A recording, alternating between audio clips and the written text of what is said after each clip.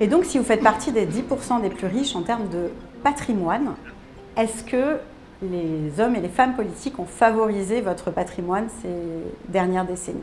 Là, la réponse, elle est clairement oui. Il faut savoir que les 10% les plus riches possèdent aujourd'hui 60% de l'ensemble de la richesse nationale. Et les 50% les plus modestes n'en possèdent que 5%. Donc en gros, la majorité se partage les miettes. Et est-ce que ça c'était moins bien ou mieux avant? En 1983, c'était un tout petit peu plus égalitaire, mais vraiment un tout petit peu plus. Les 10% les plus riches possédaient quand même 50% de la richesse nationale. Aujourd'hui, c'est 60%, donc ils ont grignoté un peu la part du gâteau. Et les 50% les plus modestes, donc la majorité des gens, possédaient 9% de la richesse nationale. Aujourd'hui, 5%, donc encore moins. Donc les gouvernements qui se sont succédés, de droite comme de gauche, pendant les 40 dernières années, ont favorisé très clairement les 10% les plus riches, et je ne parle même pas des 1% et des 0,1%. En termes de revenus, c'est un peu plus nuancé, parce que longtemps, la politique redistributive de la France était un modèle, notamment par rapport à d'autres pays qui avaient moins de politique d'imposition et donc de redistribution des richesses. Mais clairement, depuis le premier quinquennat d'Emmanuel Macron, les politiques fiscales qui ont été prises l'ont été en faveur des 10% les plus riches et pas du tout en faveur de la majorité la plus modeste. On pense notamment à des réformes comme la suppression de l'ISF, donc l'impôt sur la fortune. Il y a eu également la baisse des APL. Il y a eu la suppression de la taxe d'habitation, la baisse de l'impôt sur le revenu. Et donc tout ça a fait que certains étaient favorisés et d'autres ne l'étaient pas. Et ça s'accélère avec les récentes réformes. Et puis il y a un dernier point qu'il ne faut pas négliger, c'est la qualité des services publics. Pourquoi? Parce que les services publics, c'est la promesse pour les plus modestes d'avoir accès à des soins de qualité, à une éducation de qualité et gratuite, des soins gratuits, à des transports de qualité, à des prix accessibles. Et donc plus on s'attaque aux services publics, plus leur qualité se dégrade, plus en réalité ça vient faire du tort aux classes populaires et aux classes moyennes, et pas aux 10% les plus riches, parce qu'eux pourront toujours se payer une école privée ou une clinique privée.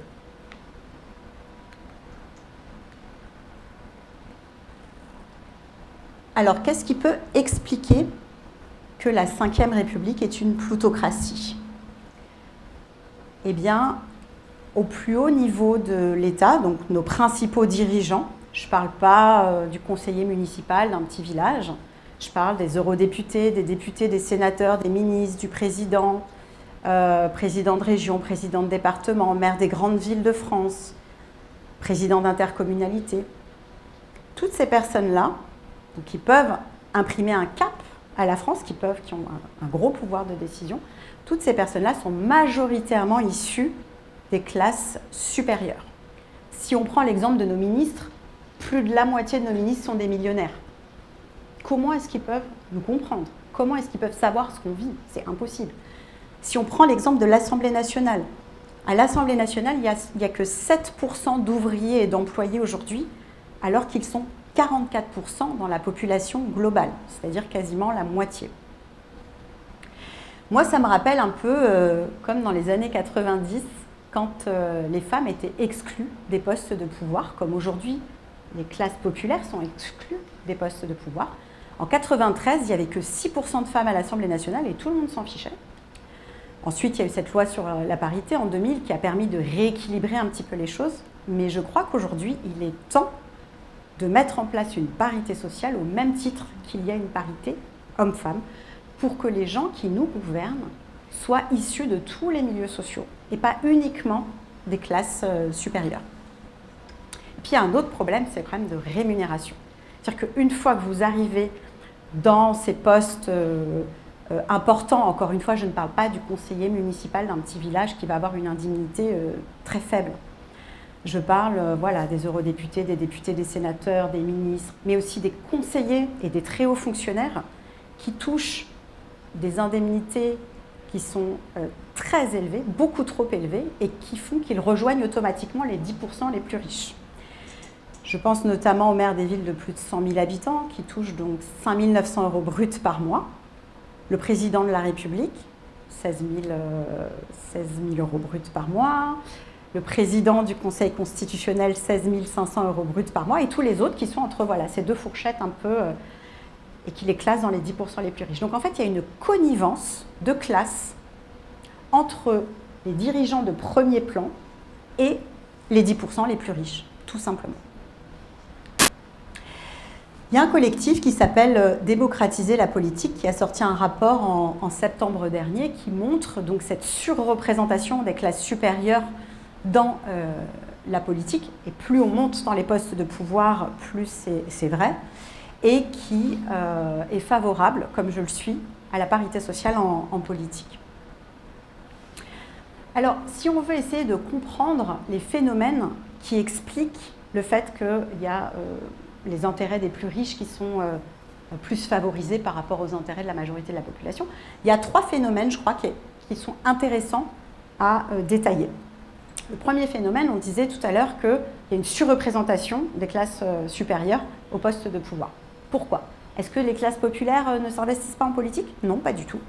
Les classes populaires s'investissent énormément en politique, enfin, comme toutes les autres. Mais il y a un facteur, des mécanismes en fait, d'exclusion et d'auto-exclusion dans les partis politiques qui expliquent que les classes populaires restent en bas de l'échelle dans les partis politiques. Donc il y a un sociologue qui s'appelle Raphaël Chalier qui a écrit un fabuleux livre que je vous invite vraiment à lire qui s'appelle « Simple militant, comment les partis démobilisent les classes populaires ». Et Raphaël Chalier nous dit « De réunion en congrès, de campagne électorale en événements internes, les militants des classes populaires se heurtent à des dispositifs élitistes qui les empêchent d'accéder aux responsabilités. Ils sont et resteront de simples militants. » Donc on parle de gens qui vont coller des affiches, distribuer des tracts, mais qui n'arriveront pas à accéder donc, dans les organigrammes aux postes de responsabilité au sein des partis politiques, qui n'arriveront pas non plus à accéder dans la course aux candidatures à des postes éligibles et des hauts postes, et donc qui vont rester cantonnés. Et donc les mécanismes, c'est de l'exclusion et de l'auto-exclusion. Il y a notamment le fait, il y a d'autres mécanismes, il y a notamment le fait qu'ils se sentent moins légitimes que les autres, qu'ils ont moins d'assurance, qu'ils se sentent moins à l'aise aussi. Et puis, il y a toutes sortes de codes qu'il est nécessaire de maîtriser quand on veut monter en politique, qui sont des codes bourgeois. Donc, il faut maîtriser un certain vocabulaire, il faut maîtriser certaines cultures bourgeoises, et que tout le monde n'y a pas accès. Et donc, ils sont relégués, en fait, en bas de l'échelle des partis politiques. Et Raphaël Chalier, juste pour l'information, lui, il a fait son enquête dans 3 sections politiques différentes, donc UMP, à l'époque c'était l'UMP, Front National et Parti communiste, et les mêmes mécanismes se reproduisent dans tous les partis politiques, que ce soit gauche, droite, que ce soit des partis qui s'adressent plutôt à l'élite ou plutôt aux classes populaires, c'est exactement la même chose. D'ailleurs, les partis politiques qui disent s'adresser plutôt au peuple, je pense à la France Insoumise ou au Rassemblement National, font un petit peu mieux que les autres au niveau de la diversité sociale de leurs députés, mais ils sont extrêmement loin de la parité. La France Insoumise, par exemple, a 4,5% de députés qui sont ouvriers, alors que les ouvriers représentent 19% de la population. Et le Rassemblement National, c'est 2,5% d'ouvriers contre toujours 19% dans la population. Qui font un peu mieux que les autres qui n'en ont pas, mais on est encore loin de la parité. Donc il y a ce premier phénomène qui est important à avoir en tête et, pour pouvoir justement le décortiquer et le contrer. Et puis il y a quelque chose qui est assez incroyable, c'est que l'État, et que j'ai découvert quand j'ai écrit le livre, c'est que l'État subventionne les choix politiques des plus aisés. Alors comment c'est possible? Ça, c'est Julia Cagé qui le dit dans son ouvrage « Le prix de la démocratie ». Elle dit « Qui peut le plus paie le moins, ainsi fonctionne le système fiscal de financement public de la démocratie en France, un système régressif et injuste où ce sont les pauvres qui paient pour les riches. » Alors, qu'est-ce qui lui permet de dire ça à Julia Cagé? En fait, déjà, elle dit dans son ouvrage que ce qui fait une élection, c'est l'argent. Plus vous allez dépenser, plus vous avez de chances de gagner. Alors en France, le financement des partis politiques et des campagnes électorales est uniquement fait par des dons de particuliers. Et il y a des plafonds. Le plafond, c'est 7 500 € pour un parti politique par année et 4 600 € pour un candidat par élection. Ça fait quand même une somme de 12 000 € par an qu'on peut dépenser pour financer le choix électoral du parti qui va défendre nos intérêts économiques. Qui a 12 000 € à dépenser par an pour financer un parti politique? Uniquement les plus riches. Mais il y a pire. C'est que, en fait, à chaque fois que vous faites un don à un parti politique, imaginons que vous donnez 100 €, vous avez une déduction fiscale de 66%. Cela signifie que l'année d'après, l'État vous rembourse 66 €. Ça ne vous aura coûté en réalité que 34 €. D'accord? Sauf qu'en fait, ça ne s'adresse qu'aux gens qui payent l'impôt sur le revenu. Or, en France, la majorité des gens, un peu plus de la moitié, ne payent pas l'impôt sur le revenu parce qu'ils sont trop modestes. Donc les personnes les plus pauvres en France, quand elles donnent 100 € à un parti politique, ça leur coûte 100 €. Elles n'auront aucun remboursement. Et c'est comme ça que le contribuable, c'est-à-dire nous tous, finançons les choix politiques des personnes qui payent l'impôt sur le revenu, qui sont les plus aisées. C'est comme ça que nous avons notamment financé à coups de millions la campagne d'Emmanuel Macron. Et la campagne d'autres, bien sûr, mais notamment celle-ci. Et puis, un point important aussi, un phénomène qui ne va pas en s'améliorant, les médias privés sont aux mains des ultra-riches.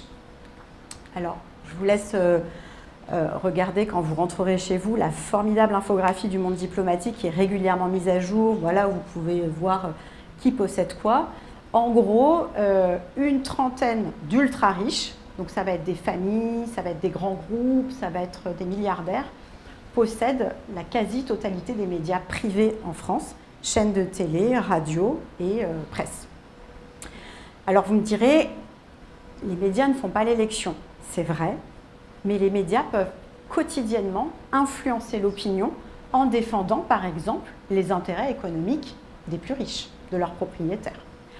Ils peuvent aussi faire connaître un candidat qui était un parfait inconnu, et c'est ce qui s'est passé en 2016 avec Emmanuel Macron. C'était un parfait inconnu, c'est-à-dire que seuls les gens qui s'intéressent vraiment à la politique le connaissaient, c'était le ministre de l'économie à l'époque, mais il était aussi peu connu que Nathalie Arthaud, candidate lutte ouvrière par exemple. Mais il a pu bénéficier d'une bulle médiatique incroyable, une sorte de matraquage publicitaire, au point où quelques mois après, tout le monde le connaissait. Et tout le monde connaissait aussi sa compagne. Nathalie Arthaud, quelques mois plus tard, elle était toujours restée une grande inconnue. Donc ça permet non seulement de faire connaître des candidats, mais aussi, il y a un biais cognitif que les publicitaires connaissent bien, qui est l'effet de simple exposition. Plus vous allez parler d'une marque, d'un nom, plus les gens vont avoir un avis positif à propos de cette marque ou de ce nom. Donc plus vous allez parler d'un candidat, non seulement les gens vont le connaître, mais en plus ils vont plutôt avoir une vision positive de cette personne. Voilà comment, grâce aux médias détenus par les ultra-riches, la bulle médiatique de Macron a pu exister, et c'est un candidat qui a pu se faire connaître. Donc voilà ce qu'on peut dire à propos de notre 5e République. Maintenant, qu'est-ce qu'on fait? Maintenant qu'on a fait ce constat, on peut peut-être se demander, si on n'est pas en démocratie, à quoi ça pourrait ressembler une vraie démocratie? Alors je ne vais pas être exhaustive, parce qu'il y aurait plein de choses à dire et on pourrait y passer des heures, mais je voulais quand même vous parler de 3 mécanismes que j'aime beaucoup et que je verrais bien, moi, dans un nouveau régime qui pourrait s'appeler notre première démocratie. Je vais vous parler du référendum facultatif suisse. Le référendum facultatif suisse, c'est quoi? C'est quand une loi est votée, eh bien, les citoyens suisses peuvent demander son abrogation s'ils réunissent 1% du corps électoral suisse en signant une pétition. 1% du corps électoral en France, c'est l'équivalent de 500 000 personnes. À partir du moment où ces gens ont signé la pétition, le gouvernement est obligé d'organiser un référendum pour ou contre la loi. Donc remettez-vous en 2023, faire signer une pétition à 500 000 personnes, sachant qu'il y avait des millions de gens dans la rue, c'était assez facile, contre la réforme des retraites. Eh bien, si on avait eu le référendum facultatif à la mode suisse, le gouvernement aurait été dans l'obligation d'organiser un référendum. comme il y avait entre 60 et 70% des Français qui étaient opposés à cette réforme, il y a de grandes chances pour qu'on aurait gagné et cette réforme aurait tout simplement été abrogée. Ça, c'est le premier mécanisme dont je voulais vous parler. Le deuxième mécanisme, c'est toujours en Suisse, parce que la Suisse, c'est le pays le plus démocratique au monde aujourd'hui. Ça s'appelle l'initiative citoyenne suisse. Qu'est-ce que c'est?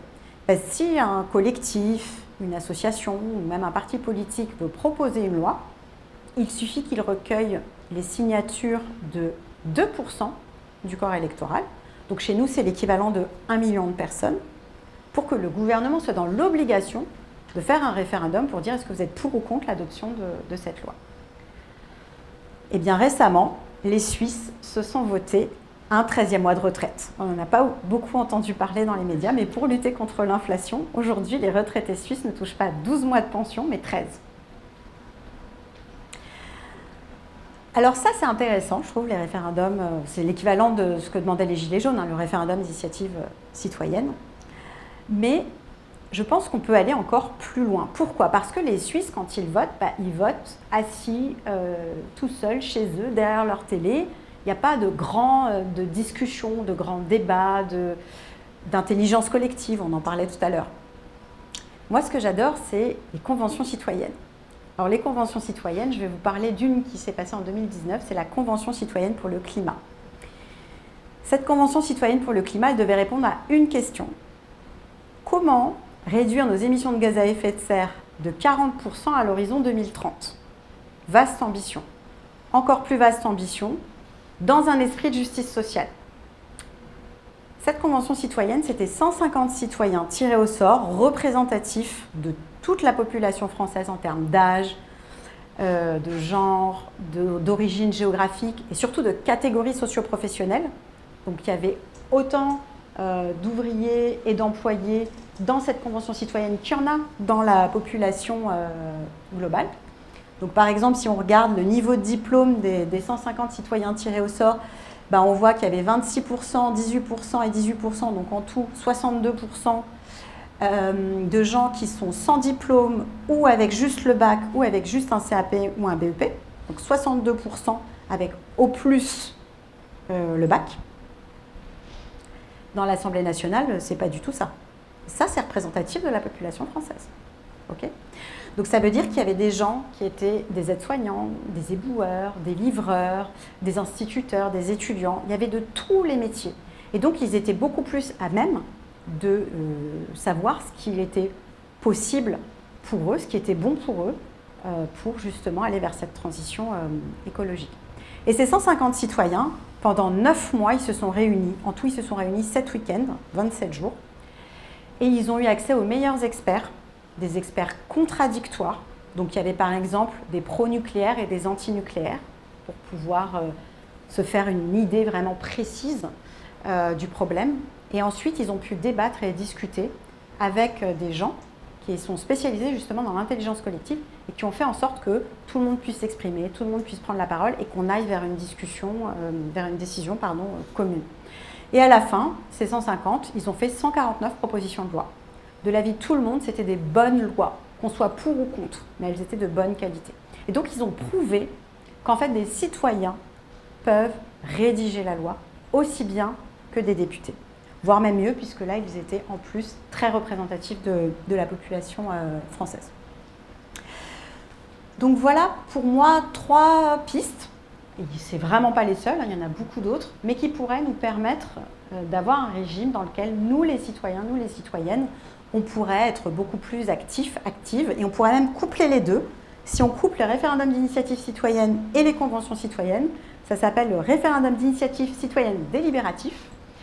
Et là, ça fait une sorte de combo, un mix entre de la démocratie directe où on va décider et en même temps de la démocratie participative où on va co-construire, co-écrire, discuter et débattre ensemble. Donc ça me semble être un bon combo. Alors maintenant, comment on fait? Peut-être la partie la plus mystérieuse. Déjà, il faut savoir que pour changer de régime, il faut changer la Constitution. La Constitution, c'est nos règles du jeu.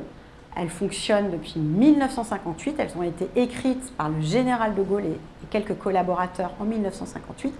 Et c'est encore sous ce régime-là qu'on est. C'est-à-dire que quand une femme seule décide de nous faire tous travailler 2 ans de plus en sortant son 49.3, ça tombe pas du ciel. C'est un article qui a été écrit par le général de Gaulle en 1958 et que nous subissons toujours aujourd'hui. Donc changer la Constitution. Comment on change la Constitution? En théorie, le Parlement et le Président peuvent réviser la Constitution. Mais dans les faits, depuis 1958, il n'y a que le Président qui a été à l'origine d'une révision constitutionnelle. Donc, pour moi, la solution, c'est de se présenter à l'élection présidentielle, puisqu'on ne peut pas vraiment compter sur les présidents qui sont élus pour changer la Constitution et nous donner le pouvoir. Ils sont quand même très contents d'être dans leurs petits chaussons. On se souvient de François Mitterrand qui critiquait la Ve République, qui avait même écrit un livre, Le coup d'État permanent, et qui, une fois arrivé au pouvoir, n'a pas changé une virgule de la Constitution et s'est très bien accommodé de l'immense pouvoir que lui conférait ce texte. Alors, comment on pourrait écrire une nouvelle Constitution? De manière démocratique, on ne va pas faire comme le général de Gaulle, à 4 autour d'une table, tout seul. Et donc, l'idée, c'est de faire une convention citoyenne. Donc, c'est ce que je vous ai expliqué tout à l'heure, la Convention citoyenne pour le climat. Sauf que là, la mission, ce serait écrire une Constitution qui soit plus démocratique. Démocratie directe et démocratie participative. Alors, nous, à Marseille, on est quelques-uns à avoir créé un mouvement qui s'appelle Gouvernons, le mouvement citoyen pour la démocratie directe et participative, qui a vocation à porter cette ambition-là. Donc, vous pourrez aller voir si ça vous intéresse, si vous voulez en savoir plus. On pense qu'il faut s'organiser, se rassembler, se structurer pour porter en fait ce programme-là à l'élection présidentielle, mais uniquement ce programme-là. Pourquoi? Pour pouvoir rassembler un maximum de monde autour de cette proposition. Si vous commencez à dire je suis pour le nucléaire ou je suis contre le nucléaire, déjà vous avez la moitié des gens pour, la moitié des gens contre. Et si vous faites ça sur tous les sujets, vous divisez. Donc là, l'idée, c'est vraiment de dire, nous, on va juste changer les institutions, ensuite on démissionne, et dans le nouveau régime qu'on aura instauré, donc une vraie démocratie, les partis politiques classiques reprendront leur rôle de dire, nous, on veut plutôt telle société, nous, on veut plutôt tel modèle de société, plutôt tel modèle de société. Donc l'idée, c'est vraiment de se présenter à l'élection présidentielle avec un seul programme, le changement constitutionnel. Alors, qu'est-ce qu'on fait à Gouvernons? On fait des débats citoyens pour que les gens commencent à être un peu habitués à se dire oui, moi je suis légitime à changer la Constitution, pourquoi pas. On fait des ateliers constituants pour qu'on se prépare en fait à écrire de nouveaux articles de la Constitution. Et puis on se forme non seulement à des pratiques démocratiques qui existent ailleurs et qui sont nouvelles pour nous, mais aussi on se forme à fonctionner ensemble, à décider ensemble. Pourquoi? Parce que quand on veut faire un système réellement démocratique, en réalité, il n'y a pas que le haut qu'il faut changer, il n'y a pas que la Constitution qu'il faut changer, il faut aussi changer nos manières de fonctionner. C'est carrément un changement de paradigme qui est de l'obéissance à la codécision. Pourquoi je parle de changement de paradigme? Parce qu'en fait, depuis qu'on est tout petit, on est en fait éduqué à obéir. À la maison, on obéit à nos parents. À l'école, on obéit à la maîtresse, puis au prof. Dans l'entreprise, on obéit au patron. Les entreprises, c'est des petites dictatures, sauf si vous êtes en SCOP, bien sûr. Et puis dans la société, on obéit à des lois qui ont été écrites par d'autres que nous. Donc on a cette habitude en fait de soumission, d'obéissance. Et quand on nous dit, voilà, vous êtes 10, 20, 30, 40, 150 dans une pièce, maintenant vous décidez ensemble mais à égalité. Il n'y a pas de chef. Comment on fait? Bien souvent, on est démunis parce qu'on n'a pas appris à le faire. Et le réflexe un peu qu'on a, ça va être de voter pour 1, 2, 3 personnes qui vont décider pour nous. Et quelque part, on va se décharger, on va leur donner notre pouvoir, mais aussi on va leur donner notre responsabilité. Donc c'est toute une nouvelle manière de faire qui est à apprendre. Et il y a des outils d'intelligence collective qui existent pour pouvoir apprendre à décider ensemble, à co-décider. Et je rajouterais d'intelligence collective et inclusive. Pourquoi? Parce que quand on veut faire de la démocratie, on peut avoir un peu tendance à dire il suffit de dire tout le monde a droit à la parole et chaque voix est égale à une autre. En fait, ça ne suffit pas. Chaque voix n'est pas égale à une autre, parce que dans une société aussi inégalitaire que la nôtre, il y a des gens qui ne se sentent pas du tout de prendre la parole en public, par exemple. Des gens qui sont terrorisés de parler devant 10 personnes, 50 personnes, 100 personnes. Or, en démocratie, une opinion qui n'est pas exprimée, elle n'existe pas en fait. Donc pour pouvoir faire en sorte de faire une vraie démocratie, c'est-à-dire un espace où tout le monde peut s'exprimer, la démocratie c'est le pouvoir du peuple, le peuple c'est tout le monde. Donc pour que tout le monde puisse s'exprimer, il faut aussi faire attention à ce que les personnes qui sont timides, les personnes qui n'osent pas prendre la parole, puissent quand même s'exprimer. Ça c'est un point vraiment très important. Sinon, on se retrouve avec une démocratie réservée aux grands orateurs.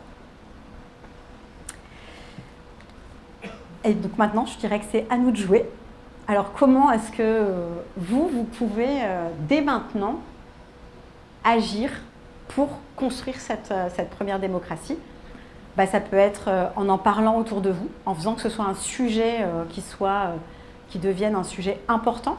Ça peut être en achetant mon livre à la fin de cette séance, ou ça peut être en rejoignant le mouvement Gouvernons, mais ça peut être aussi en vous formant, par exemple, pour que dans vos entreprises, dans vos associations, vous puissiez animer des réunions où tout le monde puisse prendre la parole et où on puisse co-décider ensemble. Et ça peut être aussi vous former à prendre la parole en public. Moi, par exemple, ce n'est pas inné. J'ai fait 2 ans de club de prise de parole en public à Marseille, donc un club qui s'appelle Toastmaster. Et c'est incroyable comme on progresse et ça devient super agréable de prendre la parole en public. Donc ce n'est pas inné, ça s'apprend. Et si on veut sortir de la Ve République, je crois que le plus important, c'est de commencer dès maintenant ensemble à construire la première démocratie. Je vous remercie.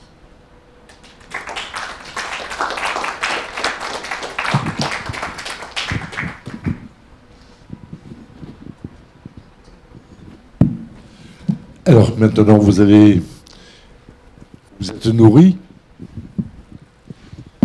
et peut-être que vous avez des questions à poser. Toujours pas?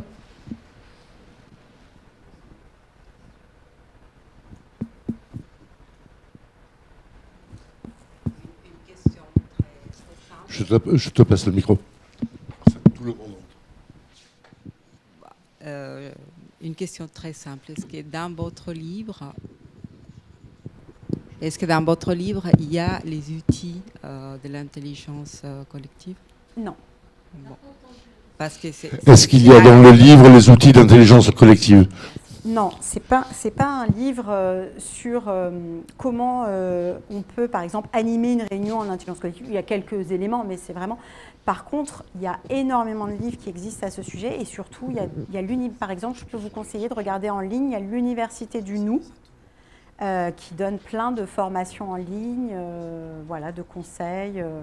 Et sinon, il y a des livres comme Reinventing Organization de Frédéric Laloux, qui est intéressant. Star Hawks, comment s'organiser. Enfin voilà, je pourrais peut-être vous donner à la fin une petite liste d'outils. Merci pour cette présentation. Et à un moment donné, vous avez évoqué la place et le rôle des médias. Est-ce qu'ils n'ont pas une importance beaucoup plus importante que celle que vous avez pu peut-être leur réserver? Moi, je pense aux travaux qui ont déjà une trentaine d'années, au premier concept, la médiacratie. Vous parliez de démocratie depuis le départ. En fait, les médias, ils jouent plus qu'un rôle dans ce système politique. Ils en sont presque le yin et le yang aujourd'hui. Tout à fait. En fait, je pense que ça fait partie pour moi des premières questions qui devront se poser, par exemple, dans la rédaction d'une constitution, d'une vraie démocratie. Comment on garantit l'indépendance des médias? Comment on garantit l'indépendance des journalistes? Comment on fait qu'il y a une pluralité d'opinions qui est possible? Pourquoi pas même comment on fait pour que ce soit les citoyens et les citoyennes qui dirigent la ligne éditoriale des journaux? Parce qu'aujourd'hui, qui décide de la ligne éditoriale des journaux? C'est les propriétaires, et donc ce sont des ultra-riches. Donc ça, c'est extrêmement gênant. Et à part quelques médias indépendants, il y a il y a très peu de pluralisme d'opinion, notamment sur le plan économique, par exemple.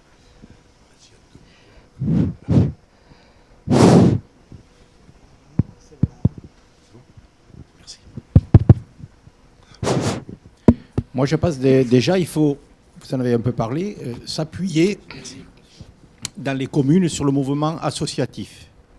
Ce sont des gens qui sont habitués à prendre des décisions, qui sont responsables, qui connaissent la manœuvre. Et après, la Constitution, moi, je ne la vois pas au niveau national. Bon, moi, je ne commencerai pas par le niveau national.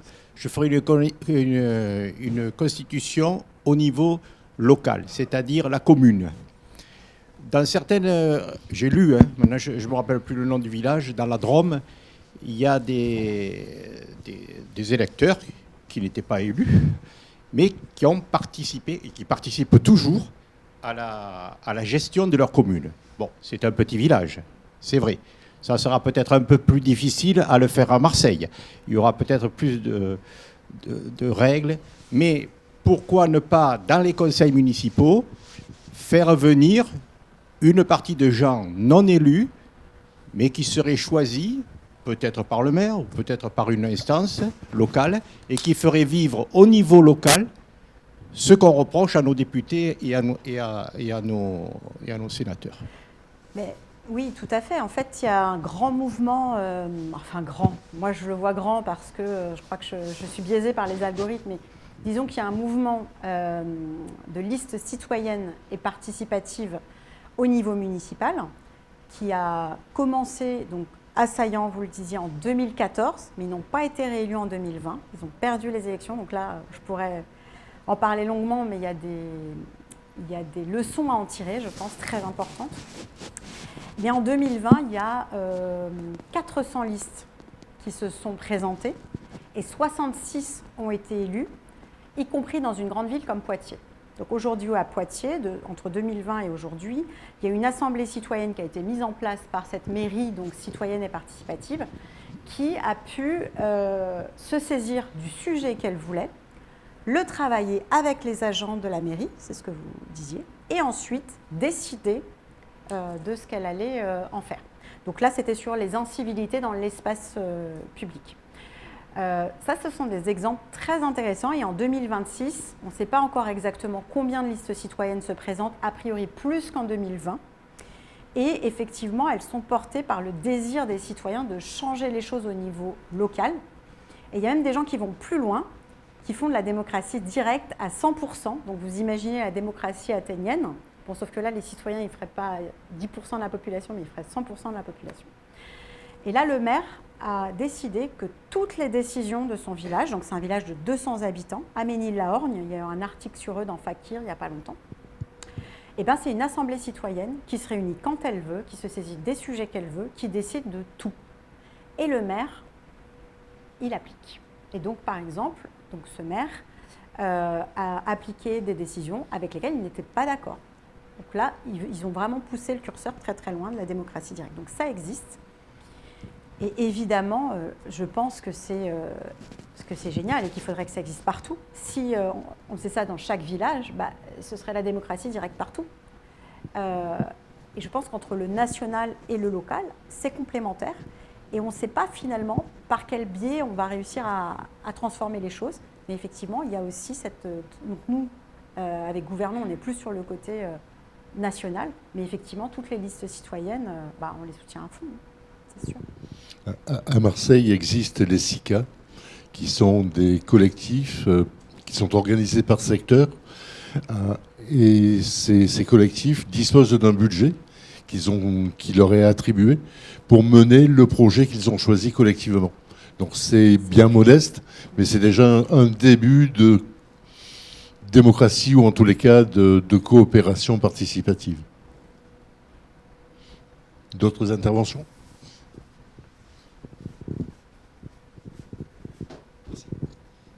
Bonsoir, merci. Bonsoir. Déjà, je voulais rebondir sur ce que vous venez de dire à l'instant, là, sur les listes citoyennes. Et moi, il y a une question que je me pose, c'est avec toutes les strates qu'on a dans la société, je pense aux communautés de communes, à tous les départements, le machin, tout le maillage qu'on a entre la commune jusqu'au chef de l'État, il y a toujours quelqu'un pour mettre des bâtons dans les roues. Donc la vraie question, c'est que même si on met quelqu'un, des listes citoyennes comme ça, est-ce qu'il n'y aura pas des bâtons dans les roues qui seront posés? Alors, il y a déjà des bâtons dans les roues qui sont posés, à Poitiers notamment. La ville voulait rémunérer les citoyens qui participaient à l'Assemblée citoyenne, parce que, en fait, ça prend du temps. Et de la même manière que les jurys d'assises, les gens ont une indemnité, ils voulaient les indemniser parce que, sinon, c'est injuste. Il n'y a que les personnes qui n'ont pas besoin de revenus qui vont venir. Eh bien, je crois que c'est la préfecture qui les a attaqués. Donc, le tribunal administratif a dû rendre Ils ont été en procès devant le tribunal administratif parce que ce n'est pas aux citoyens de décider. Voilà ce que disait le tribunal administratif. Alors, ça a été, je crois, ils ont obtenu de ne pas payer d'amende ou de choses comme ça. Mais en tout cas, oui, ils ont eu des bâtons dans les roues. Et c'est pour ça, pour moi, qu'il faut changer la Constitution. Parce que si vous commencez à faire la démocratie directe partout en France, au niveau local, à un moment ou à un autre, l'État ne va pas être d'accord. Et donc, ils vont faire en sorte, en votant des lois, d'empêcher en fait que ce soit possible. Et donc tant qu'on n'aura pas déverrouillé en fait le niveau constitutionnel, on ne sera pas garanti de pouvoir s'organiser comme on veut. Bonsoir, merci pour votre présentation, c'était très intéressant. Je voudrais revenir d'abord sur un premier point qui me préoccupe un petit peu. Vous voulez changer la Constitution, voilà, vous pensez que c'est la solution. Je trouve que la 5e a quand même encaissé pas mal de chocs assez impressionnant et qu'elle s'en est à chaque fois plutôt bien sortie. Ça dépend je pense. Après, je développe. Je pense à mai 68, je pense aux Gilets jaunes, je pense à la cohabitation, qu'on a peut-être déjà oublié, mais qui a quand même surpris pas mal de monde quand on a constaté que ça fonctionnait plutôt, etc. Donc, on peut effectivement dire que la 5e, c'est fini, c'est du passé, il faut passer à autre chose. Mais on peut peut-être aussi considérer que la 5e a des capacités d'évolution assez considérables. Ça, c'était un préliminaire. Mais je voulais revenir surtout... Sinon, je ne peux pas me souvenir quand il n'y a plus de questions. Excusez-moi. Ce n'est pas une question que je vais vous donner. Vous avez parlé de la Suisse. Je connais bien la Suisse. Et effectivement, en Suisse, on consulte le peuple qui s'appelle lui-même le souverain. Il se surnomme le souverain pour tout, absolument tout. Beaucoup plus que simplement pour donner la possibilité à la population de demander un référendum sur une loi qui ne lui convient pas. Même pour des projets pas encore votés, on consulte le souverain. Alors on le consulte au niveau municipal, on le consulte au niveau cantonal, on le consulte au niveau fédéral, sur à peu près toutes les questions. Quand j'étais à Genève, je me souviens qu'on a un jour voté, les habitants de Genève ont voté pour se connaître, savoir si on allongeait la piste de l'aéroport ou pas. C'était aux habitants de décider. Et le même jour, tous les habitants de la Confédération ont voté pour savoir si on augmentait le prix de l'essence ou pas. Donc vous voyez, on décide vraiment tout par votation, comme on dit en Suisse. Donc c'est vraiment, là pour le coup, un exemple de démocratie participative populaire, tous azimuts, qui fonctionne depuis plus de 700 ans. Hein. Dans certains demi-cantons, on vote à main levée encore, à la sortie de la messe. C'est comme ça que fonctionnent les référendums en Suisse. Pour autant, si en 2025, on faisait les mêmes mesures que vous nous avez proposées tout à l'heure pour la France, de savoir combien il y a d'ouvriers dans les postes de décision, chez les conseillers fédéraux, parmi les députés, dans la presse, etc., vous constateriez qu'on a à peu près les mêmes résultats, ou peut-être même des résultats encore moins bons. Le pouvoir appartient aux riches et aux extrêmement riches en Suisse aussi. Voilà, donc c'est un élément de réflexion. Et en contre-exemple de la Suisse, je pense aux pays nordiques, où j'ai également vécu, en Finlande notamment. La Finlande est un pays qui a une constitution extrêmement proche de la nôtre. C'est le même principe de démocratie représentative, avec un parlement, avec les gens votent une fois pour le président de la République aux élections, au scrutin général. Et ensuite, le système est à peu près le même. Avec une seule grande différence, selon moi, qui est qu'en Suède comme en Finlande, l'adhésion au syndicat est obligatoire. Et ça change tout. elle est en partie prise en charge, comme le sera bientôt la mutuelle pour les fonctionnaires en France, en partie prise en charge par l'employeur et en partie prise en charge par l'employé. Ce qui fait que les syndicats ont un poids considérable, qu'ils n'en usent à bon escient. Et je prends un exemple de la Finlande. En Finlande, il y a une grève tous les 10 ans. Pourquoi ? Parce qu'on cherche systématiquement le consensus. Parce que quand il y a grève, alors là, le pays s'arrête. Totalement, puisque 100% des employés s'arrêtent. Et pourquoi s'arrêtent-ils ? Parce que comme c'est obligatoire, les syndicats ont des moyens considérables. Et par conséquent, pendant qu'ils ne travaillent plus parce qu'ils sont en grève, ils continuent d'être payés par le syndicat. Et on a assisté en Finlande à des grèves générales qui durent 1 mois. Pendant 1 mois, personne ne va au travail. Et à la fin du mois, on touche son salaire. Eh bien, j'aime autant vous dire que le patron, il réfléchit avant de refuser une augmentation de salaire.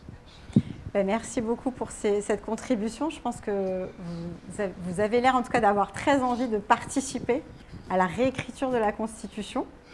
Vous apportez des idées très intéressantes. Voilà. Donc, il faut absolument que vous rejoigniez des ateliers constituants pour pouvoir faire passer ces idées-là.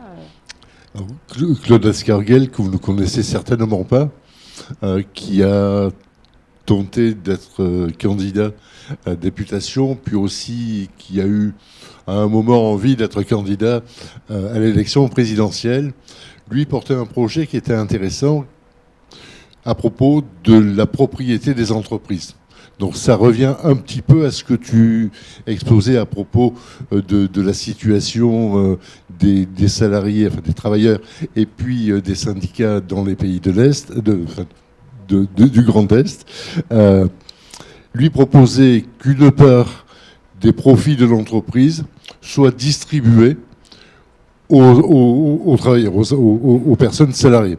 Ce qui veut dire que chaque année, la propriété de l'entreprise appartenait un peu plus aux travailleurs. Et bien évidemment, ce projet a fait florès, mais c'est un projet qui est toujours dans les idées et que nous sommes quelques-uns à continuer à essayer de faire évoluer. Mais comme tu le disais, on se heurte à l'argent, et comme on n'en a pas beaucoup, eh bien c'est pas possible pour nous. Mais de la même manière, c'était il y a fort longtemps, je dirigeais une petite entreprise qui s'intéressait au développement de systèmes experts et à l'intelligence artificielle, et on avait développé l'équivalent du GPS. C'était dans les années 85-90. Donc on était arrivé au bout. Donc, notre système fonctionnait, sinon on n'avait pas l'argent pour envoyer les satellites, ni pour les louer. Donc tu as raison, l'argent, on dit qu'il ne fait pas le bonheur, mais en tous les cas fait la politique.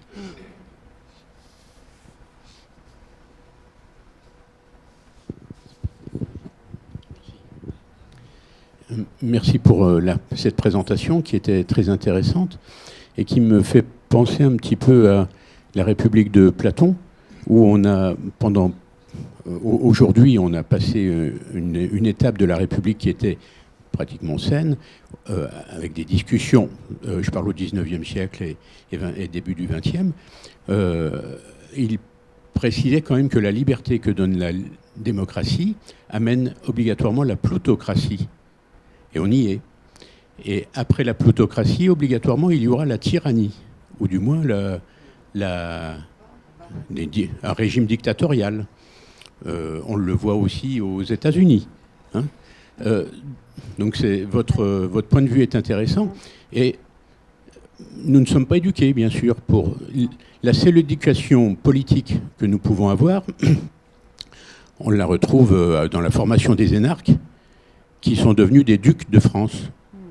Donc ils ne sont pas du tout en faveur du peuple, ils sont en faveur d'une république. Ils ne seront jamais chômeurs. On arrivera toujours à leur trouver des emplois à droite, à gauche. Ils ne connaissent pas le peuple, ils ne savent pas ce que c'est. Donc votre analyse est bonne et intéressante, mais la façon de faire basculer le système, on voit bien qu'aujourd'hui, la République est associée au capitalisme, bien sûr, et le capitalisme est un peu une injustice par rapport à l'ensemble des travailleurs. C'est celui qui investit qui a le capital et qui va avoir la rémunération. C'est pas entièrement logique. Et c'est exactement pareil en ce qui concerne cette République. Donc l'idée d'aller directement à la présidence me semble quasiment inatteignable. Ou alors je suis pessimiste. Mais il faudra vraiment des personnes qui savent convaincre et beaucoup. Je ne sous-estime pas évidemment les forces en présence et les forces d'opposition. Et puis il y a aussi effectivement, je crois, en fait le frein le plus important à mon sens, c'est le frein que nous avons tous à l'intérieur de nous. C'est-à-dire de penser que ce n'est pas possible, ou de penser qu'on n'est pas légitime, ou de penser qu'on n'y arrivera pas.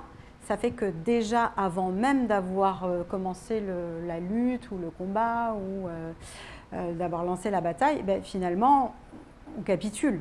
Et donc, en face, c'est super. Ils n'ont même pas besoin de se défendre contre nous, puisque on n'y va même pas, en fait. On se dit que ce n'est pas possible. Et moi, c'est ce que j'entends tous les jours. « Ah, mais c'est génial, ton idée, c'est super, mais vous n'y arriverez jamais. Non, mais ils ne vous laisseront jamais faire. Non, mais c'est impossible. » Et donc, cette petite musique qu'on a chacun dans notre tête, c'est la meilleure arme pour défendre le système, en fait. C'est qu'ils ont réussi à nous persuader que nous n'étions pas capables de gouverner, que nous n'étions pas capables de prendre le pouvoir et que nous n'étions pas capables de nous présenter à l'élection présidentielle juste pour changer de régime et nous donner un petit peu plus de pouvoir. On ne va pas faire une démocratie directe en France demain. Il y aura toujours des élus, il y aura toujours des représentants. Ils seront peut-être un peu mieux contrôlés, ils nous écouteront peut-être un peu plus, mais au moins on aura un peu prise sur le système. Mais même ça, on est persuadé qu'on est trop petit, qu'on est trop faible et qu'ils sont trop puissants pour pouvoir y arriver. Et je crois que c'est vraiment ça qu'il faut réussir à déverrouiller. Si tout le monde est d'accord avec le fait que c'est possible et qu'on va y arriver, je pense qu'on a une chance. Je ne dis pas qu'on est sûr d'y arriver, mais au moins on pourra se donner les moyens d'essayer.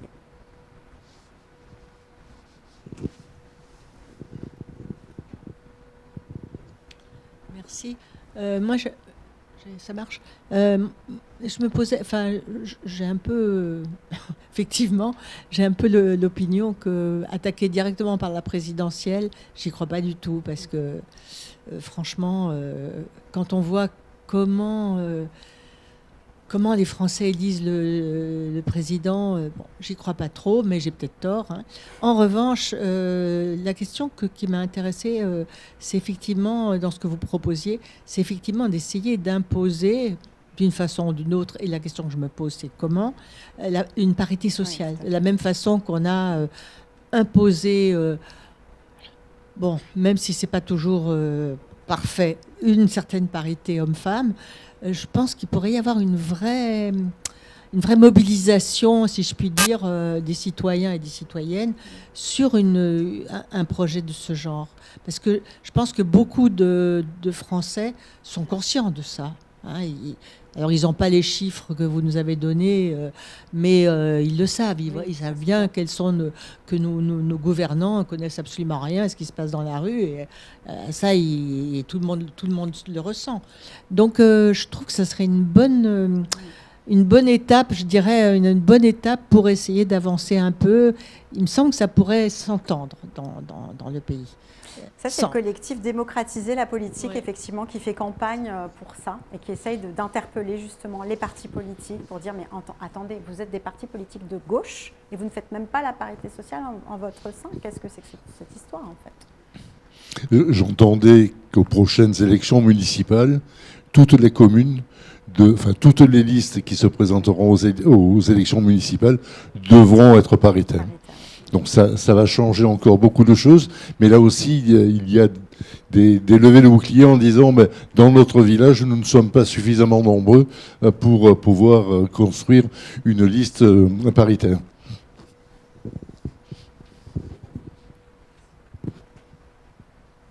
Alors, merci d'avoir rappelé qu'il ne faut pas partir résigné, parce que sinon, c'est pas la peine. Mais alors, du coup, pas partir résigné, mais il faut avoir un petit peu une idée vers quoi on navigue. Alors, je vais poser une question sur où on en est aujourd'hui. Aujourd'hui, on en est, si on écoute les analystes politiques les plus pointus, on en est à une démocratie d'abstention, où une large majorité du corps électoral, en fait, ne participe plus parce qu'ils n'y croient plus. Et donc, le constat qui a été fait pendant cette présentation, ils l'ont intériorisé, ils le ressentent, et l'intuition est très forte. Et donc, ils n'y croient plus. Donc, ils ne votent plus. Alors, comment on fait ?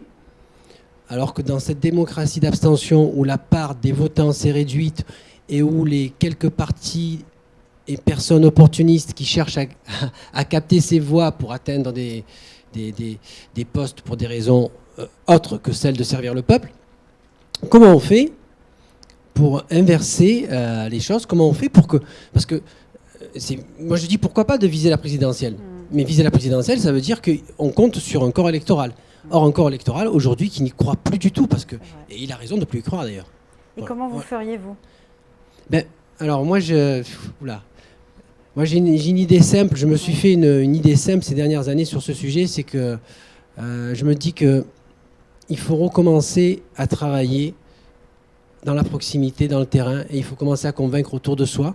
Et il faut quitter, mais ça c'est vraiment radical, je me dis il faut quitter l'espoir de pouvoir se servir des médias. Les médias sont les mains des puissants et ils empêchent toute forme de... Voilà. Donc ça veut dire qu'il faut que nous, on arrive à reconstruire du collectif réel, dans la proximité, sinon ça ne sert à rien. Si on reste dans notre individualisme et qu'on cherche par le haut, par des moyens médiatiques hyper puissants, comme ceux qui sont utilisés aujourd'hui par les grands groupes, on va tomber dans les mêmes travers et ça ne servira à rien. Donc il faut qu'on reconstruise une société véritablement... et c'est pour ça que je suis vraiment admiratif et ravi de vous rencontrer. Bon, il y a d'autres initiatives qui ont émergé ces dernières années, mais ça en fait partie. Et c'est une aspiration qui commence à germer. Il faut, voilà, moi je crois que à ça.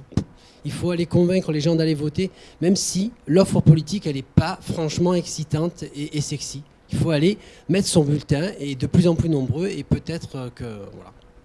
Merci beaucoup. Peut-être juste pour partager une petite anecdote qui va un peu dans le sens de ce que vous dites. À Castanet-au-Lausanne, donc c'est une ville de, je dirais, 14 000 habitants de mémoire, la liste citoyenne et participative a gagné les élections en 2020. Comment ils ont fait? Pendant 3 mois, du lundi au vendredi, ils ont fait du porte-à-porte de 18h à 20h. Et ils étaient 20 tous les soirs. Donc ça veut dire qu'ils avaient un pool de 100 personnes. 100 personnes dans une ville de 14 000 habitants, c'est beaucoup. Qui étaient prêts à donner pendant 3 mois de leur vie du temps de 18h à 20h. Et ils ont gagné. Et quand on leur demande pourquoi vous avez gagné, grâce à ça. Le fait d'aller à la rencontre des gens. Si on ne va pas à la rencontre des gens en physique, si on est juste tout seul dans son coin, on n'y arrivera pas.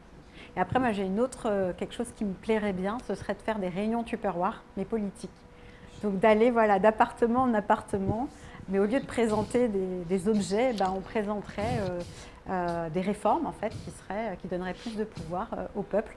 Et ça se ferait comme ça de manière vraiment en souterrain un peu, mais de manière conviviale et dans un cercle proche, et d'y aller de proche en proche.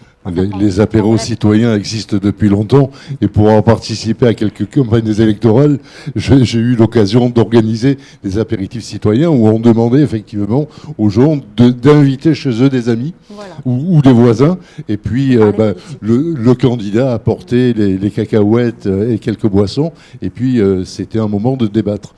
Mais dans l'observation et pas forcément dans les solutions. Lorsque j'étais gamin, les gens allaient travailler à pied. Donc, entre le chemin, entre le lieu d'habitation et le lieu de travail, les gens étaient ensemble et l'on pouvait discuter. On a également observé la disparition des usines.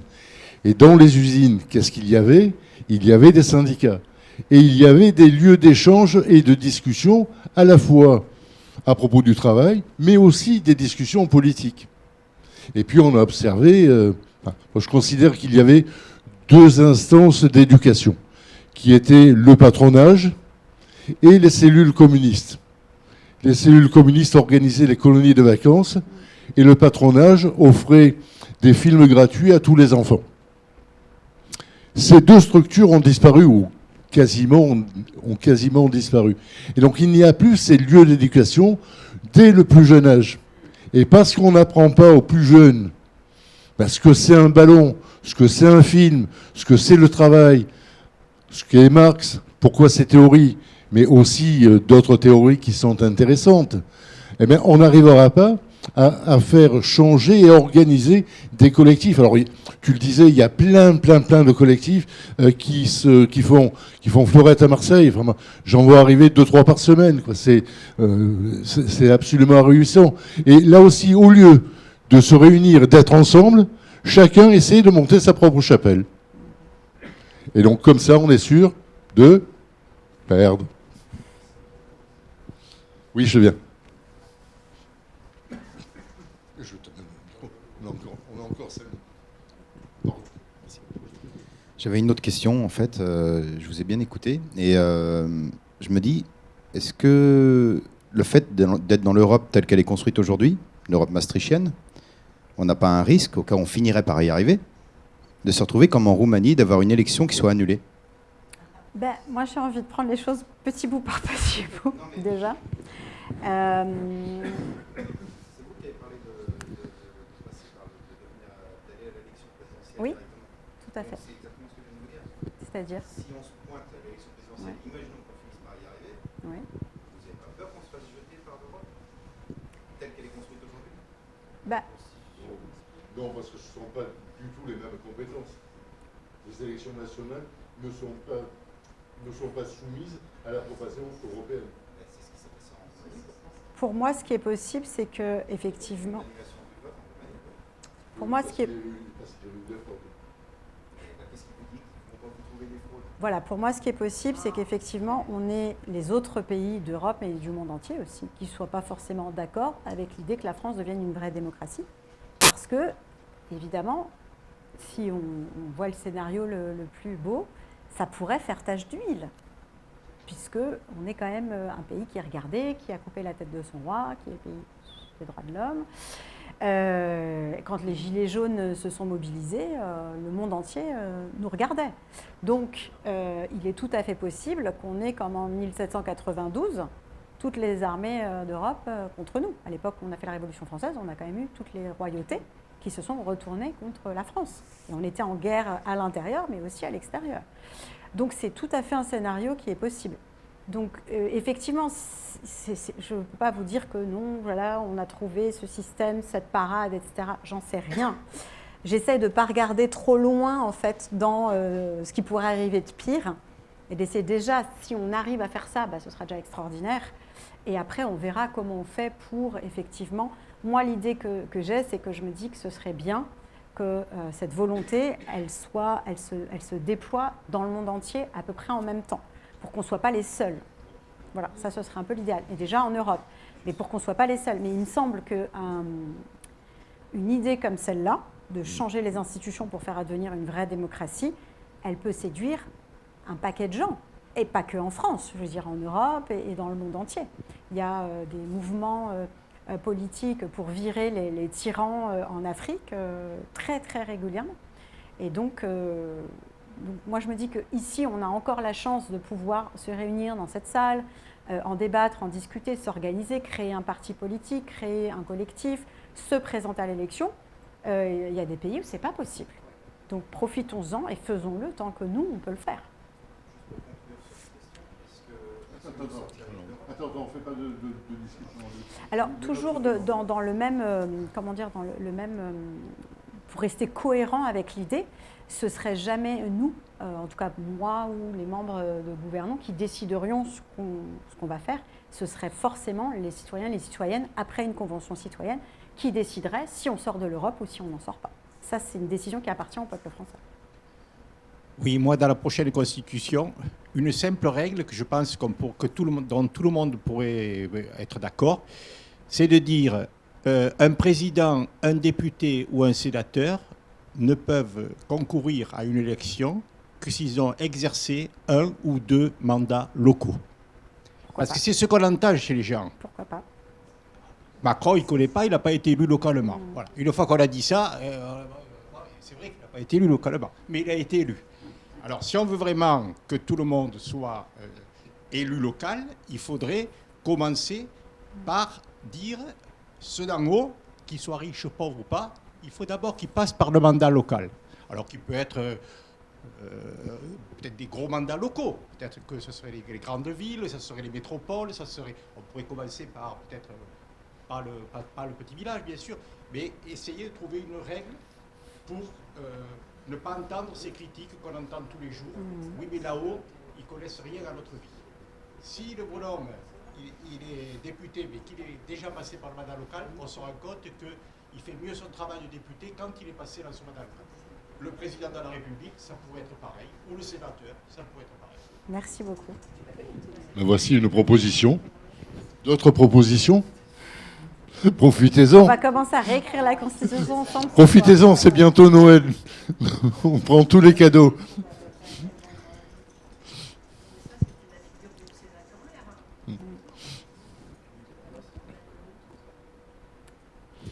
Bon, il nous reste à te remercier, Béa. Merci à vous. Merci pour votre invitation. Merci beaucoup à l'UPOP. Et moi, je vous souhaite de très très belles fêtes de fin d'année. Et puis nous nous retrouvons le 5 janvier et on parlera de l'espace public en Inde. On est un peu loin, mais vous verrez que ce n'est pas très éloigné de ce qui se passe ici. Belle soirée à toutes et à tous et encore une fois, belle fin d'année. Merci.